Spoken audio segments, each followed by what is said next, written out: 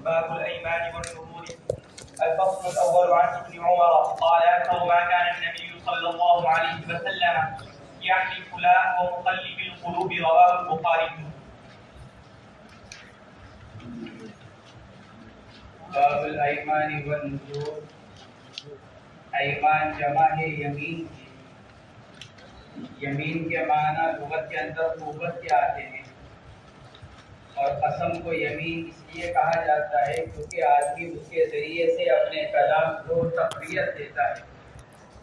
اس لیے قسم کو عربی زبان میں یمین کہا جاتا ہے، کیونکہ قسم اپنے کلام کی تقویت اور تاکید کے لیے لائی جاتی ہے. یا پھر یمین بمعنی کہنا، اور قسم کو یمین سے اس لیے تعبیر کیا گیا کیونکہ اہل عرب قسم کھاتے وقت اپنے داہنے ہاتھ کو دوسرے کے داہنے ہاتھ سے چھوا کرتے تھے یا ایک دوسرے کو ہاتھ لگایا کرتے تھے، اس لیے قسم کو یمین سے تعبیر کیا گیا. نذور جمع ہے نظر کی. اس کے لیے مصنف علیہ الرحمٰن نے مستقل باب قائم فرمایا. یہاں پر تو اگر سے کہا انہوں نے باب الایمان والنذور، لیکن اس باب کے اندر صرف ایمان کی احادیث نبویہ کو بیان کیا، اور پھر 2 صفحے کے بعد باقاعدہ باب قائم کیا باب فی النذور.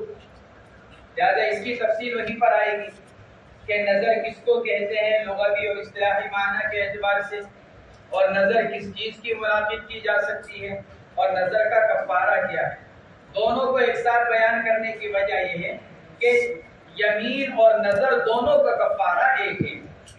نظر کا کفارہ وہی ہے جو یمین کا کفارہ ہے، اس لیے عام طور سے ان دونوں کو ایک ساتھ بیان کیا جاتا ہے. باب الایمان والنذور، یہ باب یمین یعنی قسم اور کسی بات کی نظر مان لینے کے بارے میں. پہلی فصل عبداللہ ابن عمر رضی اللہ تعالی عنہما کی روایت. قال اکثر ما كان النبي صلی اللہ علیہ وسلم یحلف لا ومقلب القلوب. حضور اکرم صلی اللہ تعالی علیہ وسلم کثرت سے قسم جو کھایا کرتے، یعنی جب آپ قسم کھاتے تو اکثر طور پر آپ یہ قسم کھاتے لا ومقلب القلوب. لفظ لا کے بارے میں مختلف اقوال ہیں کہ یہ لفظ لا کیا ہے. بعض حضرات نے تو اس کو زائدہ قرار دیا، لفظ لا زائدہ ہے.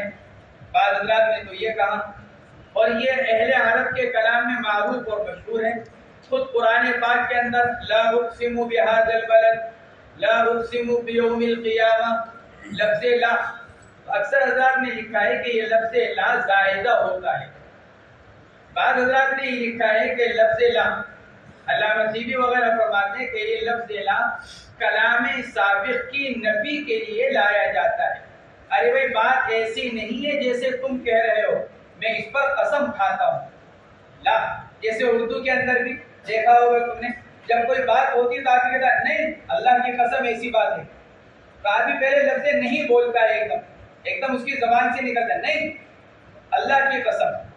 تو ایسی عربی زبان کے اندر بھی لفظ لا ما قبل کے کلام کی نفی کے لیے لایا جاتا ہے، یعنی ایسی بات نہیں ہے جو تم کہہ رہے ہو. بعض حضرات نے لکھا ہے کہ لفظ لا لایا جاتا ہے قسم کا جو مضمون ہے اس کی نفی کے لیے.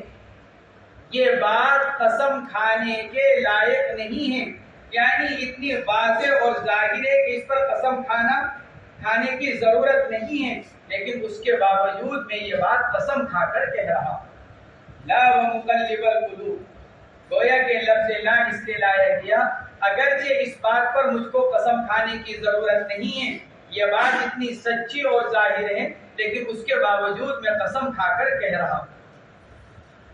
تو لا ومقلب القلوب، حضور اکرم صلی اللہ علیہ وسلم کن الفاظ کے ساتھ قسم کھایا کرتے.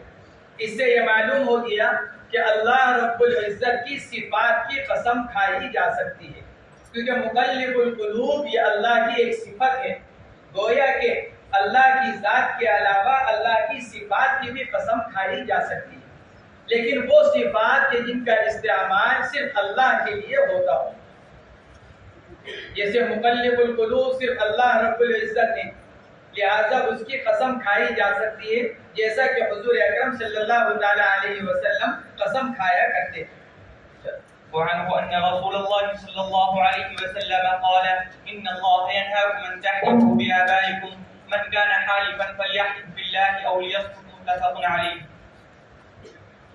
یہ دوسری روایت بھی حضرت عبداللہ ابن عمر رضی اللہ تعالی عنہما سے نقل کی گئی.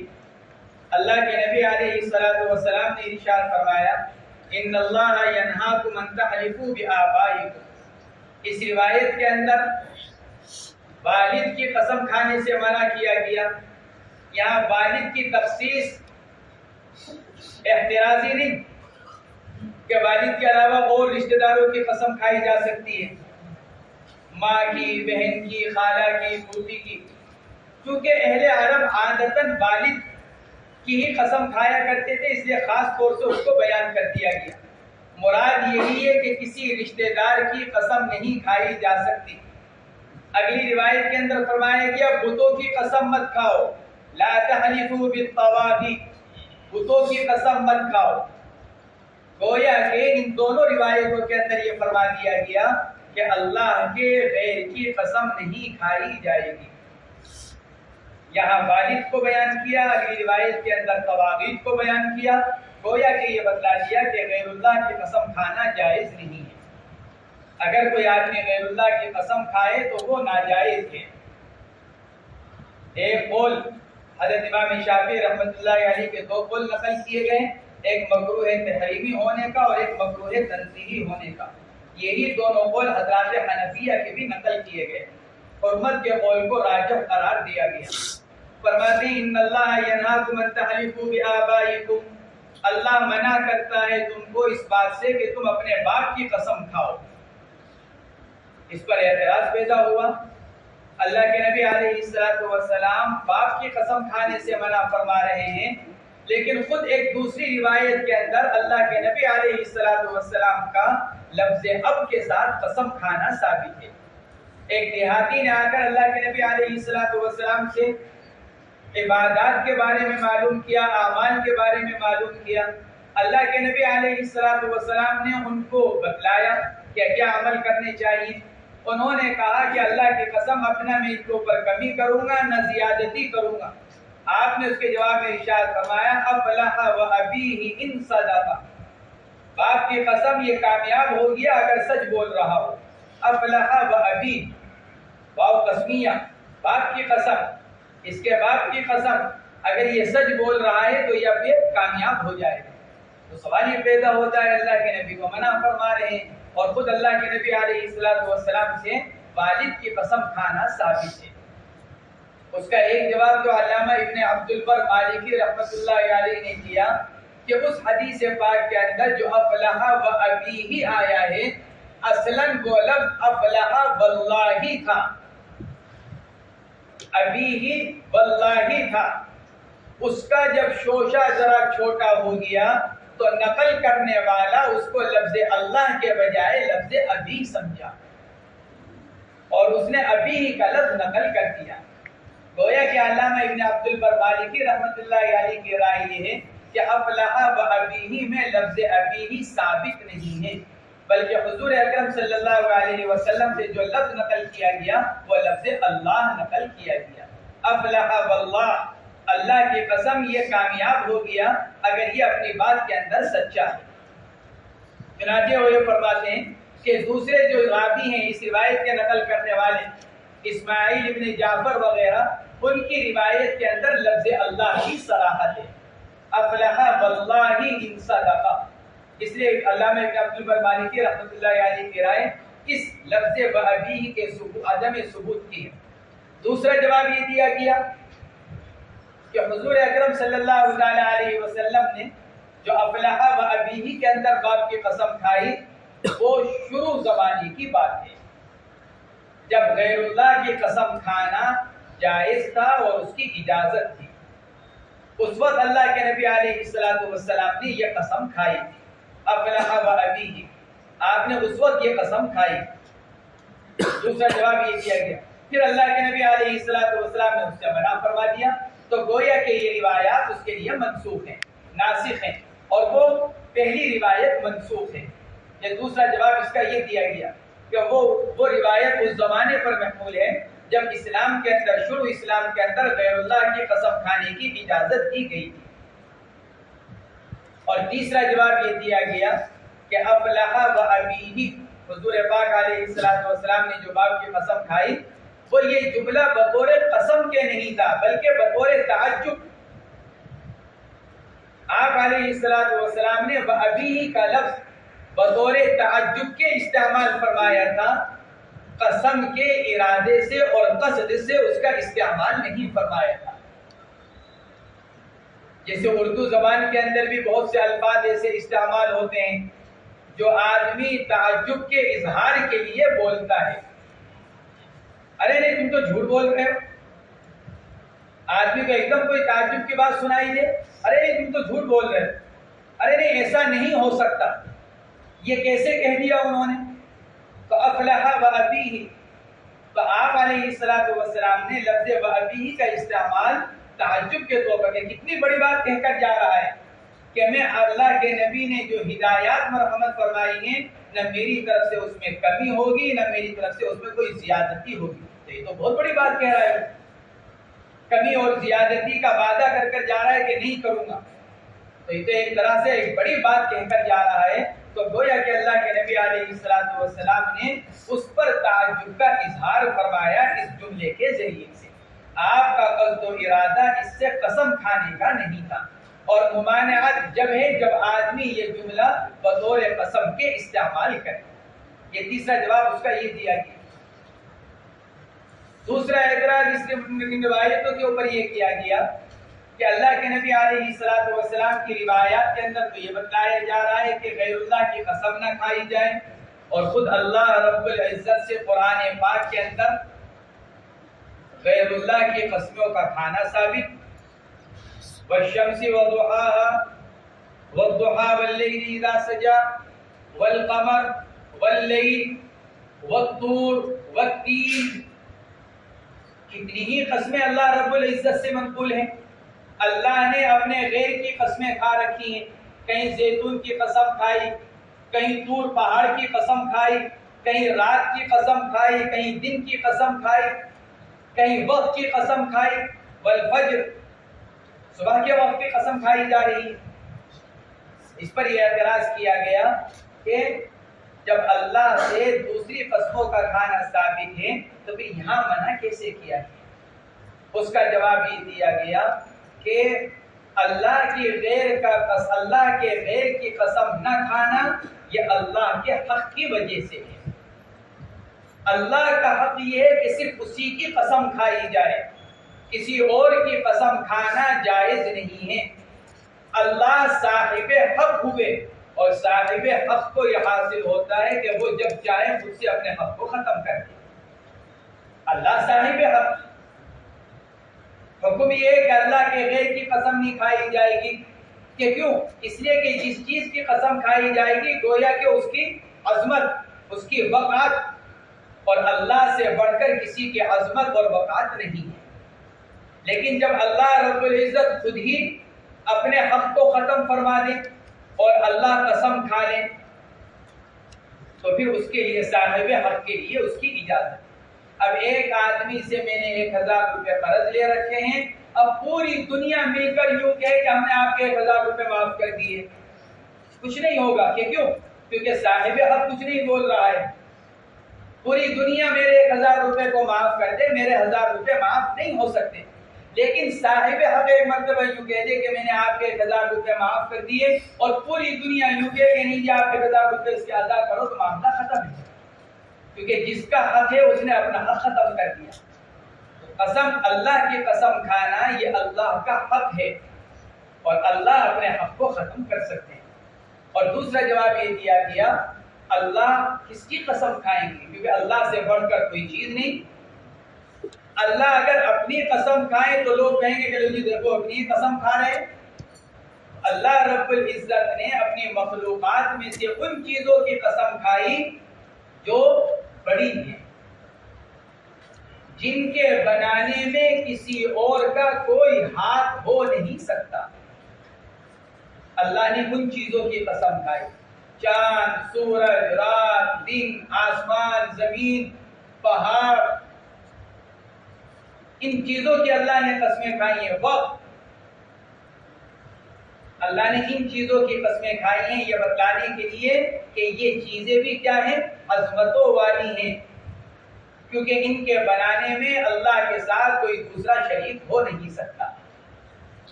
کوئی آدمی رات نہیں بنا سکتا، دن نہیں بنا سکتا، مصنوعی تو بنا سکتے ہیں لیکن کتنے دن کے لیے، اور وہ اس کے لیے دوسری چیزوں کے محتاج۔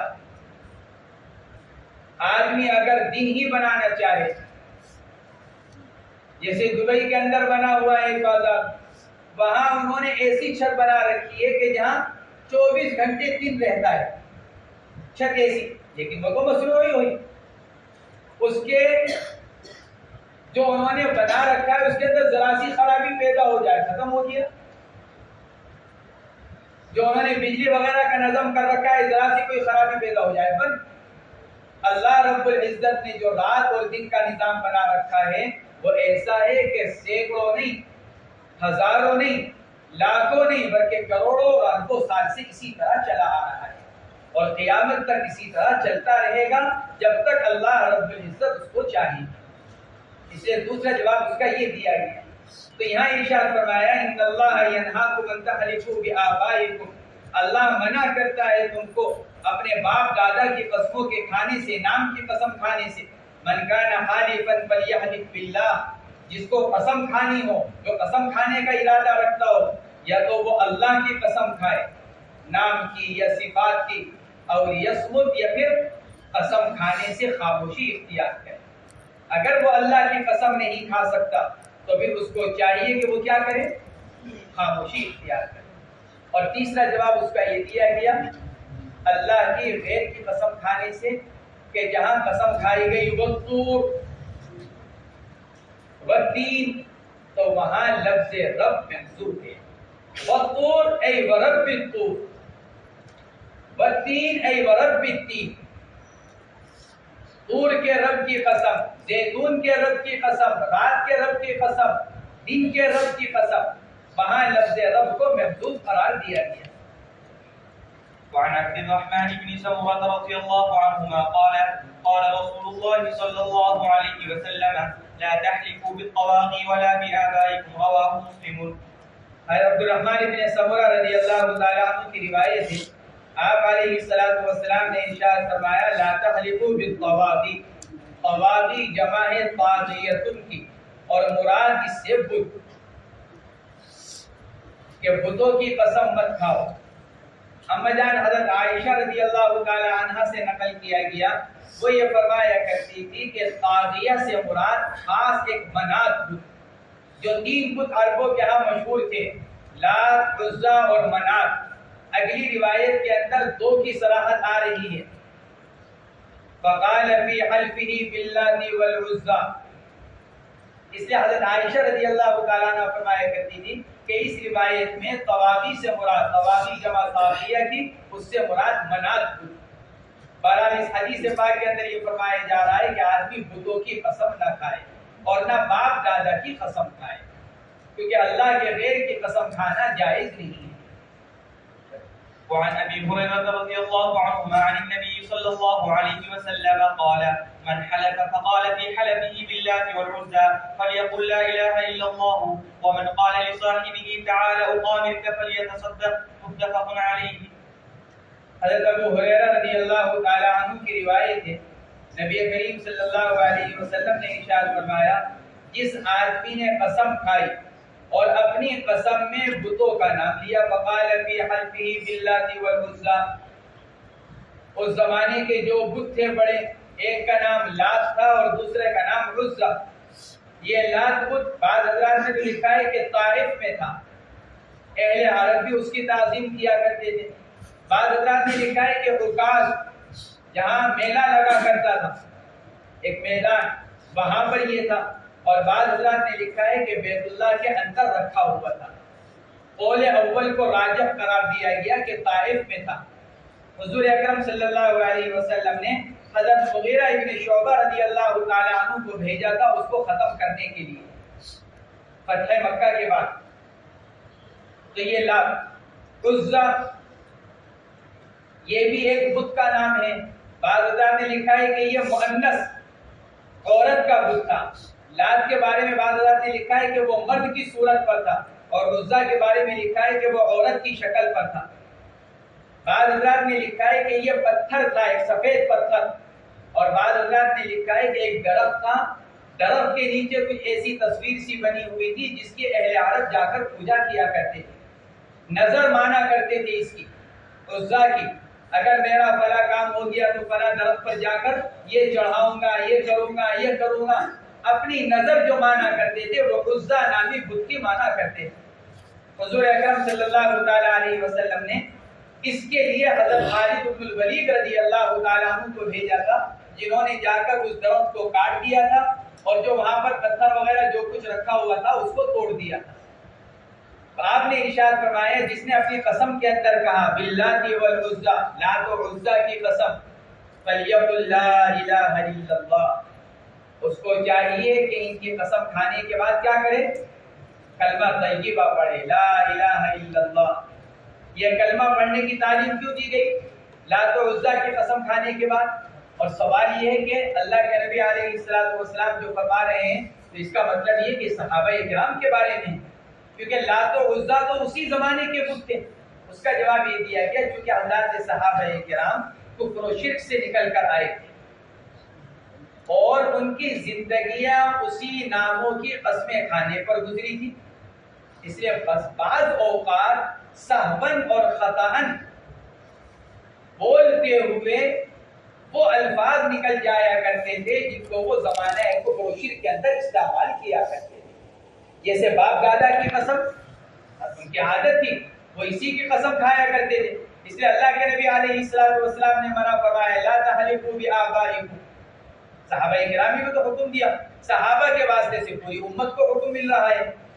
ایسی آپ نے فرمایا لا تحلفوا بالطواغیت، بتوں کی قسم مت کھاؤ، کیونکہ عام طور سے صحابہ کرام کفر و شرک سے نکل کر آئے اور لات و عزا کی قسم کھانے والے کفر و شرک کے زمانے میں.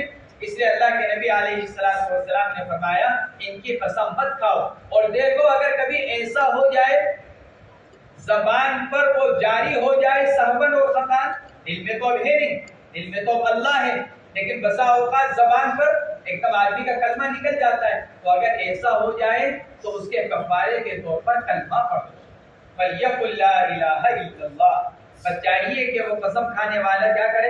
لا الہ الا اللہ کا کلمہ پڑھے. بعض علماء نے لکھا ہے، بعض محدثین نے، کہ یہ فَلْيَقُلْ لَا إِلَٰهَ إِلَّا اللَّهُ یہ اس آدمی پر محمول ہے جو لات و عزا کی الوہیت کا عزم رکھے، ان کے بارے میں یہ سوچے کہ وہ الوہیت یعنی معبود ہیں. تو اس کو کہا جا رہا ہے فَلْيَقُلْ لَا إِلَٰهَ إِلَّا اللَّهُ، کیونکہ لات و عزا کو معبود سمجھنا یہ تو کفر ہو گیا. لہذا اس کفر کو دور کرنے کے لیے کلمہ طیبہ پڑھنے کو کہا جا رہا ہے. فَلْيَقُلْ لَا إِلَٰهَ إِلَّا اللَّهُ. اب اگر وہ صحبن عادتاً زبان پر جاری ہوا ہے باللات والعزا، تو یہ فَلْيَقُلْ لَا إِلَٰهَ إِلَّا اللَّهُ یہ اس غفلت کی طرف سے توبہ بن جائے گا. اور اگر باللات والعزا اگر عمدن اور قصدن کہا گیا ہے تو پھر جو معصیت ہوئی ہے یہ اس کی طرف سے توبہ بن جائے گا. فَلْيَقُلْ لَا إِلَٰهَ إِلَّا اللَّهُ. ہمارے بعض اکابر نے لکھا ہے اس کے اوپر کہ اس سے یہ معلوم ہوا کہ اگر کسی آدمی سے سہون خطاً عمدن نہیں کوئی ایسا جملہ زبان پر جاری ہو جائے جو کفر تک پہنچانے والا ہو تو اس کی وجہ سے اس کو کافر قرار نہیں دیا جائے گا، کیونکہ سہون نکل گیا. البتہ اس سے کہا جائے گا کہ وہ کیا کر لے؟ کلمہ طیبہ پڑھ لے، یعنی ایمان کی تجدید کر لے. اگر سہون کوئی ایسا جملہ نکل گیا جس کا اس کو احساس بھی نہیں، اس کو معلوم نہیں کہ میں اس جملے سے نعوذ باللہ ایمان سے خارج ہو جاؤں گا، اس کو پتہ ہی نہیں، یا زبان سے بے ساختہ نکل گیا، تو پھر فرماتے ہیں کہ پھر ایسی صورت میں اس کو کافر قرار نہ دیا جائے گا. البتہ اس کو ضرور یوں کہا جائے گا کہ وہ کیا کرے؟ کلمہ پڑھ کر تجدید ایمان کرے. جیسے آپ نے فرمایا فَلْيَقُلْ لَا إِلَهَ إِلَّا اللَّهُ وَمَنْ قَالَ لِصَاحِبِهِ تَعَالَ أُقَامِرْكَ فَلْيَتَصَدَّقْ، اور جس نے اپنے ساتھی سے یوں کہا آؤ بھائی تھوڑا سا جوا کھیل لیتے ہیں، اقامر کا قمار سے تھوڑا جوا کا کھیل کھیل لیتے ہیں، فَلْيَتَصَدَّقْ، تو کیا کریں؟ اس کو چاہیے کہ صدقہ خیرات کریں۔ جب صرف کہنے کا یہ حکم ہے تو جو کھیلنے والے ہیں ان کا کیا حکم ہوگا؟ جب اللہ کے نبی علیہ الصلوۃ والسلام صرف کہنے والے کے بارے میں یہ ارشاد فرما رہے ہیں فَلْيَتَصَدَّقْ، اس کے کفارے کے طور پر اس کو چاہیے کہ کیا کرے؟ کچھ صدقہ کرے، تاکہ یہ صدقہ اس کا کفارہ بن جائے۔ شرح نے لکھا ہے کہ جو آدمی قمار کھیلتا ہو، جوا کھیلتا ہو، اس کا حکم کتنا سخت ہوگا اس حدیث سے خود بخود اشارہ مل رہا ہے۔ بعض حضرات نے لکھا ہے فَلْيَتَصَدَّقْ، امام نووی وغیرہ نے تو لکھا ہے من قال لصاحبی تعالی اقامرک فلیتصدق، تو یہاں پر صدقے کی کوئی مقدار متعین نہیں، آدمی جتنا کرنا چاہے کر دے۔ بعض حضرات نے لکھا ہے کہ یہاں فلیتصدق، اس کو چاہیے کہ صدقہ کر دے، وہ رقم جو وہ جوئے میں لگانا چاہتا تھا اتنی رقم صدقہ کر دے۔ جب آدمی جوا کھیلنے کے لیے بیٹھے گا تو جیب میں یا ہاتھ میں کچھ پیسے لے کر بیٹھے گا، کیونکہ پیسے کے بغیر تو جوا نہیں کھیلا جائے گا۔ تو جس آدمی نے اپنی رقم کے بارے میں یہ سوچ رکھا تھا کہ 500 روپے 1000 روپے لگاؤں گا، حدیث پاک میں گویا کہ فرمایا جا رہا ہے جتنی رقم وہ جوئے میں لگانے کو سوچا ہوا تھا اتنی رقم اللہ کے راستے میں صدقہ کر دے۔ کہ کیوں؟ کہ اس کا فائدہ یہ ہوگا کہ اس کی وجہ سے طبیعت پر بوجھ پڑے گا، پھر یہ آئندہ جوا کھیلنے سے بچے گا۔ تو بعض حضرات نے یہ کہا ہے کہ فَلْيَتَصَدَّقْ بِقَدْرِ قِیمَتِهِ، یعنی جتنی قیمت کے بقدر وہ کھیلنے کا ارادہ رکھتا تھا، جتنی رقم کے بقدر وہ جوا کھیلنے کا ارادہ رکھتا تھا، اتنی رقم کیا کر دے؟ اللہ کے راستے میں صدقہ کر دے۔ وعن ثابت بن الضحاك رضي الله عنهما قال قال رسول الله صلى الله عليه وسلم من حلف على ملة غير الإسلام كاذبا فهو كما قال وليس على ابن آدم نذر فيما لا يملك ومن قتل نفسه بشيء في الدنيا عذب به يوم القيامة ومن لعن مؤمنا فهو كقتله ومن قذف مؤمنا بكفر فهو كقتله ومن ادعى دعوى كاذبة ليتكبر بها لم يجده الله إلا قلة متفق عليه۔ حضرت ثابت بن ضحاک رضی اللہ تعالی عنہ سے روایت ہے، حضور پاک علیہ الصلوۃ والسلام نے ارشاد فرمایا من حلف علی ملت غیر الاسلام، اگر کسی آدمی نے اسلام کے علاوہ کسی اور مذہب پر قسم کھائی، یعنی یوں کہا کسی آدمی نے اگر میں نے فلاں کام کیا تو میں یہودی ہو جاؤں، میں نصرانی ہو جاؤں، یا اگر میں نے ایسا کام کیا ہو تو میں یہودی یا نصرانی، اگر کسی آدمی نے ایسی قسم کھائی کاذباً، اور وہ قسم جھوٹی کھا رہا ہے، ایک آدمی نے ایک کام کیا، جب اس کے بارے میں لوگوں کو پتا چلا تو ابھی کہہ رہا ہے کہ اگر میں نے وہ کام کیا ہو تو میں یہودی ہو جاؤں، یا میں نصرانی ہوں، یا میں یہودی ہوں، فرماتے کاذباً فہو کما قال، تو یہ کیا ہے؟ وہ ویسا ہی ہو جائے گا جیسا کہ اس نے اپنے بارے میں کہا ہے۔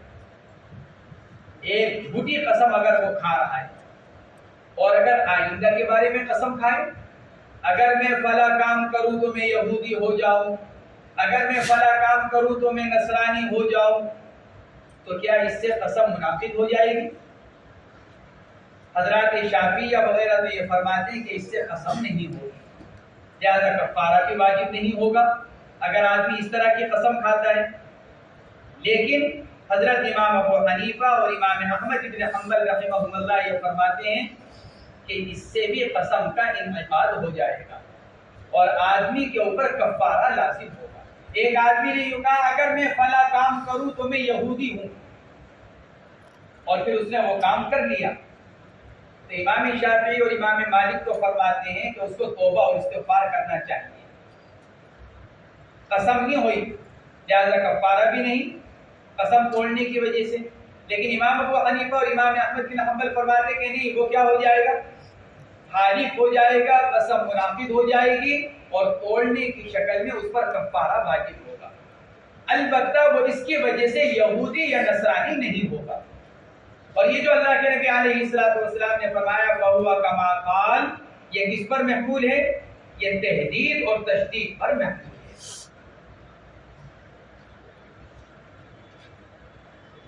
فَهُوَ كَمَا قَالَ وَلَيْسَ عَلَى ابْنِ آدَمَ نَظْرٌ فِي مَا لَا يَمْلِكُ، فرماتے ہیں اور اگر ابن آدم ایسی چیز کی نظر مان لے جس کا وہ مالک نہیں تو وہ نظر منعقد نہیں ہوگی۔ زید عمر کا غلام ہے اور خالد یوں کہہ رہا ہے اگر میرا فلاں کام ہو گیا تو میں زید کو آزاد کر دوں گا، زید تمہاری ملک میں ہی نہیں ہے، لہذا اس چیز کی نظر بھی درست نہیں ہوگی۔ ومن قتل نفسه بشيء في الدنيا عذب به يوم القيامة، جس آدمی نے اپنے نفس کو قتل کیا کسی چیز کے ذریعے سے دنیا میں، یعنی خودکشی کی، اپنی نس کاٹ لی چاقو سے، زہر پی لیا، پھانسی لگا لی، جس نے کسی ذریعے سے خودکشی کی، عذب به یوم القیامہ، اس کو اسی کے ذریعے سے عذاب دیا جاتا رہے گا، مرنے کے بعد اس کو زہر پلایا جاتا رہے گا اگر وہ زہر کھا کر مرا ہے، اور اگر اپنی نس کاٹی تھی تو قیامت تک اس کو یہی تکلیف دیتی جاتی رہے گی۔ اس دیبا بھی اس لیے کہ جب وہ دنیا میں اپنے لیے اس کے لیے راضی ہو گیا تو مرنے کے بعد بھی اس کے ساتھ یہی معاملہ کیا جائے گا۔ اس دیبا بھی اس لیے کہ آدمی اپنی جان کا مالک نہیں ہے۔ ان اللہ اشتری من المؤمنین انفسهم واموالهم بان لهم الجنہ، گویا کہ انسان اب خود اپنی جان کا مالک نہیں ہے اور اس کی جان کا مالک اس کا اللہ ہے، تو خودکشی کر کر گویا کہ اس نے اللہ کی ملک کو ضائع کیا، برباد کیا، دوسرے کی ملک کو نقصان پہنچایا، لہذا اس کو سزا دی جائے۔ وَمَن لَعَنَ مُؤْمِنًا فَهُوَ كَقَتْلِهِ، فرماتے ہیں اور اگر کسی آدمی نے کسی ایمان والے پر لعنت کی بلا وجہ شرعی فَهُوَ كَقَتْلِهِ، کسی مومن کو لعنت کرنا یہ اس کو مارنے کے برابر، یعنی گناہ کے اندر جیسے ایک آدمی کو مارنے کا گناہ ہو سکتا ہے ایسے ہی اس پر لعنت کرنے کا گناہ۔ بہت سے لوگوں کی زبان پر چڑھا ہوا ہوتا ہے، خاص طور سے عورتوں کی زبان کے اوپر، اس لیے اس سے احتراز کرنا چاہیے۔ ایک حدیث پاک کے اندر فرمایا گیا اگر آدمی کسی کے اوپر لعنت بھیجتا ہے اور وہ اس لعنت کا مستحق نہیں ہوتا تو وہ لعنت پلٹ کر کہنے والے کی طرف آتی ہے۔ لعنت کا مطلب اللہ کی رحمت سے دور ہونا۔ اگر آدمی سامنے والے کے اوپر لعنت بھیج رہا ہے، جیسے کہہ دیتے ہیں کوئی بات ہوتی ہے کہ ارے لعنت بھیجو اس کے اوپر، حدیث پاک میں فرمایا گیا اگر وہ تمہاری اس لعنت کا مستحق نہیں ہے شرعاً تو یہ لعنت کا لفظ پلٹ کر تمہاری ہی اوپر آئے گا، اس لیے فرمایا وَمَن لَعَنَ مُؤْمِنًا فَهُوَ كَقَتْلِهِ وَمَنْ قَذَفَ مُؤْمِنًا بِكُفْرٍ فَهُوَ كَقَتْلِهِ، اور ایسے ہی جس آدمی نے تہمت لگائی کسی ایمان والے پر کفر کی، ایک ایمان والے کو بغیر کسی وجہ شرعی کے کافر قرار دیا فَهُوَ كَقَتْلِهِ، تو وہ اس کو قتل کرنے کے برابر ہے۔ اس لیے کہ آدمی کے اندر اصل چیز تو ایمان ہی ہے، سب سے قیمتی چیز، اصل سرمایہ تو ایمان ہے، اور جب اس کو یہ کہہ دیا کہ وہ ایمان سے محروم، گویا کہ اس کو ختم کر دیا گیا۔ اسی لیے حضرات فقہاء کرام کسی کے اوپر کفر کا فتویٰ دینے میں انتہائی محتاط، اور کسی کو خاص کر کفر کا فتویٰ نہیں دیتے عام طور سے، بلکہ یہ کہا جاتا ہے اور یہ لکھتے ہیں حضرات فقہاء کرام اگر کسی کے اندر فلا صفات پائی جائے، اگر کوئی فلا فعل کا ارتکاب کرنے والا ہو تو وہ کافر ہو جائے گا۔ کسی کو خاص کر کافر قرار دینا چونکہ بہت نازک مسئلہ ہے، اس لیے بہت جلدی کسی کے اوپر کفر کا فتویٰ نہیں دیا جاتا، اس لیے فسق کے اوپر کیا کر لیتے ہیں، بس سامنے والے کو فاسق فاجر گمراہ کہنے پر اکتفا کر لیا جاتا ہے۔ بعض مرتبہ ایسا ہوتا ہے کہ بھئی اس کے اوپر کفر کا فتویٰ لگ سکتا ہے اس کے بعض افعال کی وجہ سے، بعض اقوال کی وجہ سے، لیکن احتیاط کی بنا پر نہیں لگایا جاتا اور فسق و فجور اور گمراہ کہنے پر اکتفا کر لیا جاتا ہے۔ اس لیے فرمایا ومن قذف مؤمنا بکفر فهو كقتله ومن ادعى دعوى كاذبة، اس صورت میں کاذبۃ دعویٰ کی صفت، اور جس نے دعویٰ کیا جھوٹا دعویٰ لیتکثر بها، تاکہ اس جھوٹے دعوے کے ذریعے سے مال کے اندر اضافہ کرے. یہ میل اتفاقی ہے، اعتراضی نہیں. اب کوئی آدمی یوں کہے کہ جی میرا مقصد مال کے اندر اضافہ نہیں ہے لہذا میرے لیے جھوٹے دعوے کی گنجائش نکل آئے گی. یہ تو اس لیے کہا گیا کیونکہ عام طور سے آدمی جب دوسرے کے مال پر، جائیداد پر، اشیاء پر جب وہ جھوٹا دعویٰ کرتا ہے تو اس کا مقصد کیا ہوتا ہے؟ اس چیز کو لے کر اپنے مال کے اندر ملانا. چونکہ عمومی اور عادتاً ایسا ہی ہوتا ہے، اس لیے حدیث پاک کے اندر یہ فرمایا گیا لیتکثر بها لم یزدہ اللہ الا قلہ. تو اللہ رب العزت اس کے اس جھوٹے دعوے کی وجہ سے، یعنی اگر عدالت نے اس کے اس جھوٹے دعوے کو اس کے جھوٹے گواہوں کی بنیاد پر قبول کر بھی لیا اور اس کے حق میں فیصلہ کر بھی دیا گیا تو ظاہر میں اگرچہ وہ بڑھ رہا ہے لیکن در حقیقت اللہ رب العزت اس کے اندر قلت پیدا فرما دیتے ہیں. جیسے سودی پیسہ ہے، قرآن پاک میں کیا فرمایا گیا؟ آدمی سودی پیسہ لیتا ہے، سود پر پیسہ لیتا ہے، سود پر پیسہ دیتا ہے تو ظاہر میں تو پیسہ بڑھتا ہے لیکن در حقیقت اللہ رب العزت اس کے اندر ایسی بے برکتی نازل فرما دیتے ہیں کہ ظاہر میں پیسہ بڑھتا ہوا نظر آتا ہے لیکن در حقیقت وہ کم ہوتا چلا جاتا ہے. ایسے یہاں پر ارشاد فرمایا کہ جس آدمی نے اپنے جھوٹے دعوے کے ذریعے سے مال حاصل کیا، اللہ رب العزت اس مال کے ذریعے سے اس کے مال میں اضافہ نہیں فرمائیں گے بلکہ اس کی بے برکتی اور نحوست ایسی پڑے گی کہ اس کے اپنے مال کے اندر کمی واقع ہو جائے گی. وعن ابي موسى رضي الله عنهما قال قال رسول الله صلى الله عليه وسلم اني والله ان شاء الله لاحلف على يمين فارى غيرها خيرا منها الا كفرت عن يميني واتيت الذي هو خير متفق عليه. یہ اگلی چند روایتیں ہیں، ان روایتوں کے اندر یہ فرمایا گیا کہ اگر کوئی آدمی کسی بات پر قسم کھا لے اور پھر اس کے بعد اس کو یہ اندازہ ہو کہ میرا قسم کھانا مناسب نہیں تھا بلکہ قسم کو توڑ دینا مناسب ہے تو اس آدمی کو چاہیے کہ اپنی قسم کے خلاف کرے اور اس کا کفارہ ادا کرے. یہ ان روایتوں کا مفہوم یہی ہے. البتہ یہاں پر ایک مسئلہ یہ ہے کہ آدمی اگر قسم کھا لے اور پھر قسم کھانے کے بعد اس کو قسم کو توڑنے کی نوبت آ جائے تو کیا قسم کو توڑنے کے بعد کفارہ دیا جائے گا یا قسم توڑنے سے پہلے بھی حالف کفارہ ادا کر سکتا ہے؟ یہ ہے ایک مسئلہ کہ قسم حانث ہو جانے کے بعد کفارہ دیا جائے گا یا حانث ہونے سے پہلے بھی کفارہ دیا جا سکتا ہے. اس میں اختلاف ہوا. حضرات ائمہ ثلاثہ امام شافعی، امام مالک، امام احمد بن حنبل کفارہ قبل الحنث کے جواز کے قائل. وہ یہ فرماتے ہیں قسم کھانے کے بعد حانث ہونے سے پہلے کفارہ ادا کیا جا سکتا ہے. ائمہ ثلاثہ اس کے قائل ہیں. حضرات حنفیہ یہ فرماتے ہیں حنث کے بعد کفارہ دیا جائے گا، حانث ہونے سے قبل کفارہ دینا درست نہیں. اگر کوئی آدمی پہلے کفارہ دے دے پھر حانث ہو تو پہلا دیا ہوا کفارے کی طرف سے کافی نہیں ہوگا، حانث ہو جانے کے بعد دوبارہ کفارہ ادا کرنا پڑے گا. یہ حضرت امام ابو حنیفہ رحمۃ اللہ علیہ کا مذہب نقل کیا گیا. حنفیہ کا مذہب یہی ہے. سبب اختلاف اصل میں یہ ہے کہ سبب کفارہ کیا ہے، آدمی کے اوپر جو کفارہ واجب ہو رہا ہے اس کا سبب کیا ہے. ائمہ ثلاثہ تو سبب کفارہ یمین کو قرار دیتے ہیں.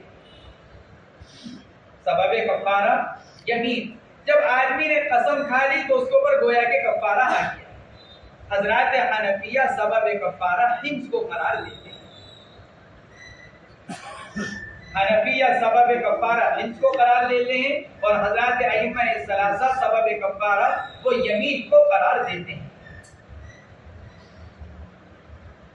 ان روایتوں کے اندر کفارہ اور اس عمل کا کرنا جو اس کی قسم کے خلاف۔ ایک آدمی نے یہ قسم کھائی، اللہ کی قسم میں فلاں کے گھر میں نہیں جاؤں گا یا میں فلاں سے بات نہیں کروں گا۔ اب اس کے بعد اس کو پشیمانی ہوئی، اور حکم بھی یہی ہے کہ آدمی ایسی خراب قسم کو توڑ دے اور فلاں سے بات کر دے۔ تو اب دو چیزیں ہیں، ایک کفارہ اور ایک اس سے بات کرنا۔ ان روایات کے اندر جو بیان کیا گیا وہ حرف واو کے ساتھ بیان کیا گیا۔ فَكَفِّرْ عَنْ يَمِينِكَ وَأْتِ الَّذِي هُوَ خَيْرٌ، حرف واو کے ساتھ بیان کیا گیا۔ اور ان روایتوں کے اندر کسی کے اندر پہلے فعل کا ذکر ہے بعد میں کفارے کا، اور بعض روایتوں کے اندر پہلے کفارے کا ذکر ہے بعد میں فعل کا۔ چنانچہ حضرت عبد الرحمن بن سمرہ کی جو روایت ہے اس میں ایک تو کیا ہے، فَإِذَا حَلَفْتَ عَلَى يَمِينٍ فَرَأَيْتَ غَيْرَهَا خَيْرًا مِنْهَا فَكَفِّرْ عَنْ يَمِينِكَ وَأْتِ الَّذِي هُوَ خَيْرٌ۔ گویا کہ پہلے کفارہ دینے کو فرمایا جا رہا ہے، لیکن آگے فرمایا وفی روایت فَأْتِ الَّذِي هُوَ خَيْرٌ وَكَفِّرْ عَنْ يَمِينِكَ۔ حرف واو کے ساتھ حنفیہ فرماتے ہیں حرف واو مطلقاً جمع کے لیے آتا ہے۔ حرف واو مطلقاً جمع کے لیے آتا ہے، لہذا ان روایتوں کے اندر تو دونوں طرح کی باتیں ہیں، پہلے کفارہ بعد میں فعل، یا پہلے فعل بعد میں کفارہ۔ لہذا ان روایتوں سے استدلال تو درست نہیں ہے اس بات کے اوپر کہ آدمی حانث ہونے سے پہلے بھی کفارہ دے سکتا ہے، کیونکہ روایتیں دونوں طرح کی اور حرف واو کے ساتھ ہے، اور حرف واو مطلقاً جمع کے لیے آتا ہے۔ جمہور علماء کی طرف سے کہا گیا بعض روایات کے اندر لفظ ثم بھی آیا ہے، اگرچہ یہاں تو مصنف نے لفظ ثم کی روایت نقل نہیں کی، لیکن بعض روایات کے اندر لفظ ثم آیا ہے۔ ابو داؤد شریف کی روایت میں اللہ کے نبی علیہ الصلوۃ والسلام نے ارشاد فرمایا فَكَفِّرْ عَنْ يَمِينِكَ ثُمَّ اقْتِ الَّذِي هُوَ خَيْرٌ، اپنی قسم کا کفارہ ادا کرو پھر اس کام کو کر لو جس پر تم نے قسم کھا رکھی ہے نہ کرنے کی۔ تو وہاں لفظ ثم آیا، جمہور علماء فرماتے ہیں ثم تراخی کے لیے آتا ہے، معلوم ہوا کہ پہلے کفارہ دیا جا سکتا ہے اور بعد میں محلوف علیہ کو کیا جا سکتا ہے۔ یہ حضرات ائمہ ثلاثہ فرماتے ہیں۔ علامہ ابن حمام نے اس کا جواب یہ دیا کہ لفظ ثم شاذ ہے، یعنی راوی اپنے سے زیادہ ثقہ راویوں کی مخالفت کر رہا ہے۔ معتبر اور مشہور روایتیں جو ہیں وہ حرف واو کے ساتھ ہیں، اور لفظ ثم یہ محض ایک راوی نے نقل کیا ہے، لہذا ان کا لفظ ثم کا نقل کرنا یہ لفظ شاذ قرار پائے گا اور اس سے استدلال کرنا درست نہیں ہوگا، کیونکہ اکثر روایات میں حرف واو وارد ہوا ہے، لہذا ثم کو بھی اسی پر محمول کر لیا جائے۔ یہ علامہ ابن حمام نے جواب دیا۔ حنفیہ نے عقلی دلیل کے طور پر یہ ارشاد فرمایا، جمہور علماء جو یہ فرماتے ہیں کہ کفارے کا سبب کیا ہے، یمین یعنی قسم کھانا۔ حنفیہ یہ فرماتے ہیں قسم کھانا تو کوئی جرم نہیں، قسم تو کوئی گناہ کا کام نہیں، نبی کریم صلی اللہ علیہ وسلم سے قسم کھانا ثابت۔ آپ اکثری طور پر قسم جو کھایا کرتے تھے وہ کیا، لا مقلب القلوب، خود نبی علیہ السلام ارشاد فرما رہے ہیں من کان حالفا فلیحلف باللہ، یہ اجازت بھی تو دی جا رہی ہے بھائی جس کو قسم کھانی ہو وہ اللہ کی ذات و صفات کی قسم کھائے، تو قسم کھانا تو جرم نہیں، تو کفارہ تو جرم کا ہوا کرتا ہے۔ اگر قسم کھانا جرم ہوتا تو اللہ کے نبی علیہ السلام قسم نہ کھاتے، اور حضرات انبیاء کرام سے قسمیں منقول ہیں، انبیاء کرام قسمیں نہ کھاتے۔ اگر قسم کھانا جرم ہوتا، کیونکہ کفارہ جرم کا ہوا کرتا ہے، حنفیہ فرماتے ہیں قسم کھانا جرم نہیں ہے، قسم کا توڑنا جرم ہے۔ کیوں؟ کیونکہ اللہ کے نام کی بے احترامی کی گئی، قسم کھا کر بات کی گئی تھی، اور قسم کھائی گئی تھی کس کی؟ اللہ کے نام کی، اور پھر آدمی اس کے خلاف کر رہا ہے، گویا کہ اس نے اللہ کے نام کی بے احترامی کی، بے اکرامی کی، تو اس کے جرم کی وجہ سے کفارہ واجب ہوا، نہ کہ یمین کی وجہ سے۔ پھر حنفیہ یہ فرماتے ہیں بطور الزام کے آپ کے مذہب پر تو یہ لازم آئے گا کہ جو قسم کھائے وہ کفارہ ادا کرے، چاہے وہ اپنی قسم کے اندر خانص نہ ہو، کیونکہ آپ کے نزدیک سبب کفارہ یمین ہے، تو جو بھی قسم کھا رہا ہے اس کو کیا کرنا پڑے گا؟ کفارہ دینا پڑے گا، کیونکہ آپ کہہ رہے ہیں سبب کفارہ یمین ہے۔ اب چاہے میں نے قسم کھائی اور میں اپنی قسم کے خلاف کرنے کا ارادہ نہیں رکھتا، لیکن اس کے باوجود آپ کے مذہب کا تقاضا یہ کہ مجھے کفارہ ادا کرنا پڑے گا، اور اس کے قائل آپ بھی نہیں، جمہور علماء بھی اس کے قائل نہیں۔ جمہور علماء بھی یوں کہتے ہیں کہ کفارہ تو کب ہوگا؟ جب آدمی قسم توڑنے کا ارادہ کر لے۔ سوال یہ پیدا ہوتا ہے، حنفی تو یہی کہتے ہیں کہ قسم ٹوٹنے پر کفارہ آئے گا، محض نفس یمین پر کفارہ نہیں ہے، ورنہ تو لازم آئے گا ہر قسم کھانے والا کفارہ ادا کرے، چاہے وہ اپنی یمین کے اندر خانص نہ ہو۔ یہ حنفیہ کی طرف سے بطور الزام کے کہا گیا۔ یہ اگلی روایت اسی سے متعلق ہے۔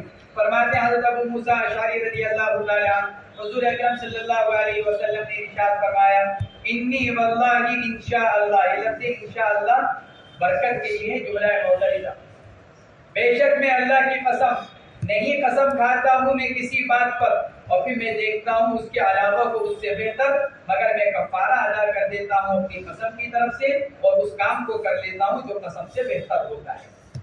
یا علیہ السلام نے ارشاد فرمایا، اگر میں نے کسی بات پر قسم کھائی اور پھر مجھ کو بعد میں یہ ظاہر ہوا کہ نہیں اس کام کا کر لینا زیادہ بہتر ہے، تو میں اپنی قسم کا کفارہ دے دیتا ہوں اور اس کام کو کر لیتا ہوں۔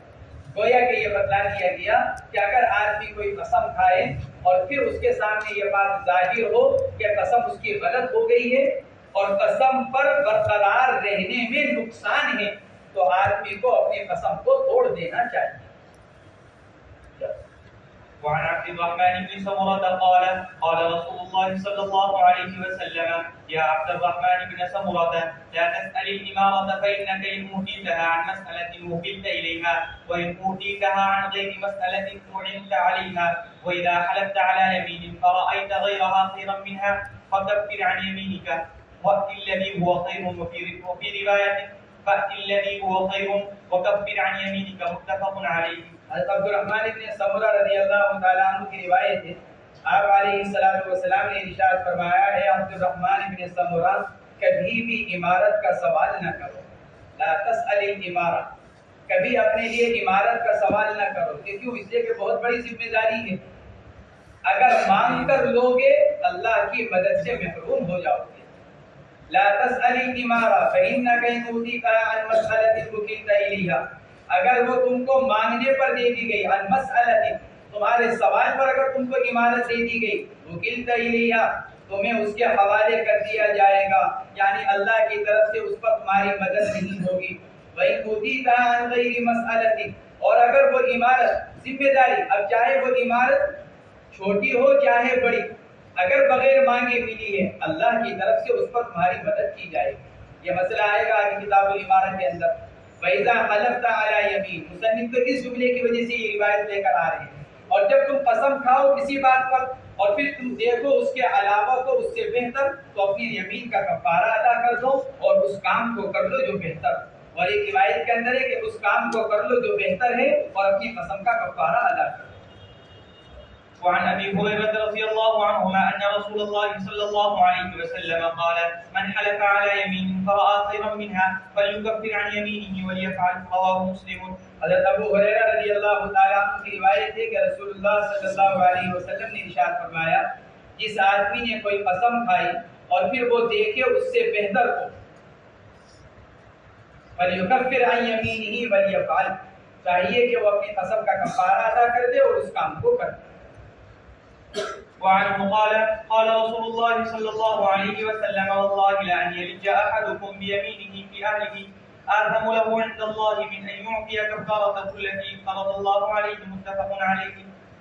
یہ بھی حضرت ابو ہریرہ رضی اللہ تعالیٰ عنہ کی روایت ہے، آپ علیہ السلام نے ارشاد فرمایا، اللہ کی قسم تم میں سے کسی کا ڈٹ جانا، اڑ جانا، یلج، اڑ جانا، ڈٹ جانا، یعنی اپنی قسم پر جمے رہنا، جبکہ وہ قسم اس کی اپنے گھر والوں کے بارے میں ہو، قسم کھا لی اپنی بیوی سے ساری زندگی تجھ سے بات نہیں کروں گا. اپنے بچوں کے بارے میں کوئی قسم کھا لی، فی اہلہ، بیوی بچوں سے قطع تعلقی کی قسم کھا لی، ماں باپ سے کھا لی، اور کسی کے بارے میں اپنے اہل و عیال میں سے، آثم لہو، وہ زیادہ گناہ گار ہے اس قسم کی وجہ سے اللہ کے نزدیک اس بات سے کہ اپنی قسم کا وہ کفارہ ادا کرتے جو قسم توڑنے کی وجہ سے اس پر فرض ہوتا ہے. قسم ٹوٹنے توڑنے کا بھی گناہ ہے. ایک آدمی نے قسم کھائی اور پھر جان بوجھ کر اپنی قسم کے خلاف کر رہا ہے، اس پر بھی گناہ ملتا ہے، کیونکہ اللہ کے نام کی بے احترامی پائی جا رہی ہے.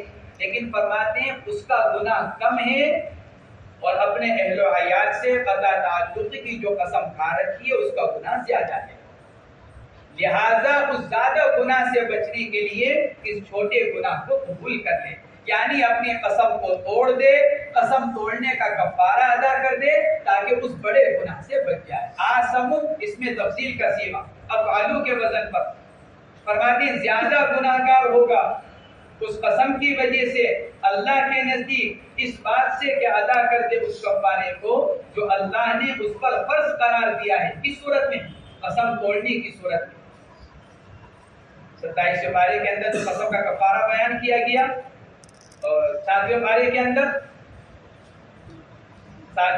اندر جو قسم کا کفارہ بیان کیا گیا اس کی طرف اشارہ کیا جا رہا ہے کہ اولاً آدمی کو اپنی قسم کی حفاظت کرنی چاہیے، لیکن اگر قسم ایسی کھا لی کہ اس پر برقرار رہنا آدمی کو زیادہ گناہ کے اندر مبتلا کر دے اور قسم توڑنے میں کم گناہ گار ہوتا ہو تو آدمی کو چاہیے کہ اس بڑے گناہ سے بچنے کے لیے اپنی قسم کو توڑ دے. جیسے اپنی بیوی کے بارے میں، بچوں کے بارے میں قسم کھا لی کہ میں فلاں سے بات نہیں کروں گا، تو پھر اپنی اس قسم کو توڑ دے تاکہ زیادہ گناہ گار ہونے سے بچ جائے. آثم لہ عند اللہ من ان یعطی کفارتہ التي افترض اللہ علیہ.